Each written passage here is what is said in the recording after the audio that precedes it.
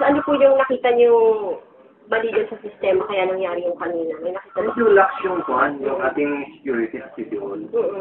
Hindi nila tinitingnan yung mga puwang-pasok, may mga talang may mga bag, mga lalaki ng mga dala, hindi man lang sinisita. So,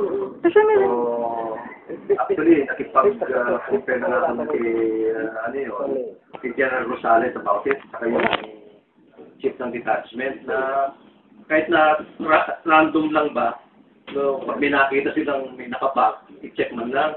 Mukhang ano yun kakaligtaan na nila yun. So, yun na mangyayari talaga yun. Pwede magdala ng palil, bomba na hindi nila i-check. So, tingin niyo nagkaroon ng pagkukulang dyan?